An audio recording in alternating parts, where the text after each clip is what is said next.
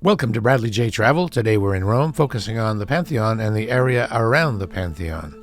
One thing that's interesting about this spot is that one of the usual rules of travel doesn't hold true, and that is that you should never eat a meal around a touristy area. For some reason, that restaurant that you just saw there, Amarndo al Pantheon, is a fantastic restaurant just a few yards from the Pantheon. That's the amatriciana, that's the carbonara. It's a tremendous restaurant, and it's not that expensive. It's definitely not a ripoff. Speaking of happy Pantheon surprises, here's our hotel building, and it was a lot better than Shannon and I thought it would be. On the fourth floor in the corner, we scored a room with a view, and it was a deluxe place, not just one room, but almost an apartment. You could actually see the Pantheon right out the window, and as a matter of fact, as you'll find out later, we were so close that you could hear someone singing on the portico area of the Pantheon. This was surprisingly reasonable. We only book one hotel in advance, and sometimes we don't even do that because we've been burned. We've gotten to a hotel and it looked nothing like it did online. Look at this. This is how close it was to the Pantheon. And the restaurant that we were just talking about is right across the plaza there. I've been studying up on the Pantheon a lot, and I recommend you do. It's one of the most significant buildings in the history of the world. There are three main parts: the rotunda, the portico with the pillars, and this area in the middle that tries to join the two together. These pillars are from Egypt. They had to lug them all the way from Egypt, which was a massive undertaking. And for some strange reason, they're 10 feet too short. So the portico doesn't really join up with the midsection like it should, and that's one of the big mysteries. You'll see on the top of the portico an inscription dedicated to Agrippa, but Agrippa did not build this one. Agrippa built a previous version, which burnt down because it was hit by lightning. This one was built by Hadrian and probably dedicated about 126 AD. And it is an inspiration and an example to other buildings all over the world. So many other domes have tried to copy this as best they could or were inspired by it. Other than lights that light statues along the walls, the only other light comes in through that oculus right there, which is 30 feet across.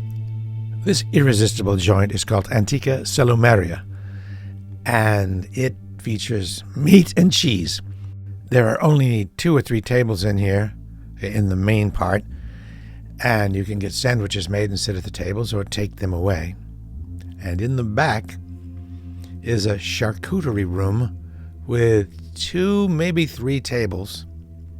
And initially, when we went in, we just got a sandwich and hung out. Later, we do return, and I'll show you that, and enjoy the charcuterie room. But in the middle of the day, we were not up for the big sit-down. This is what it looks like, and you'll see more of this room a little later.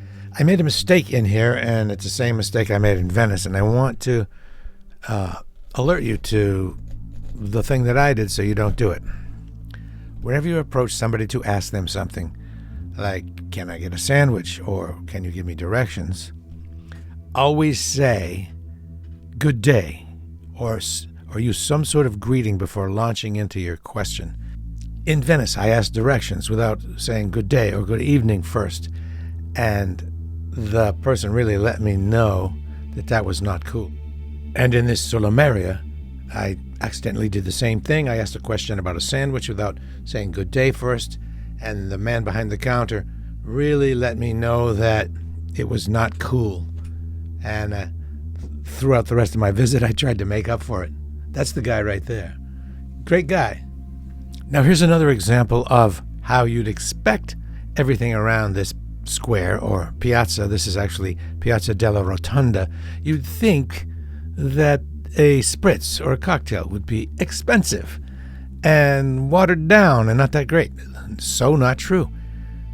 The sign said €8 for a spritz. I had a Campari spritz, and it was €8, and it was fine. The server was friendly, and it was a great experience sitting right here and staring at the Pantheon. After the spritz, we decided to walk across the square and go to the room for a while. But of course, we passed close to the portico of the Pantheon there, and there was a busker inside, and the guy was unbelievable. Check this out.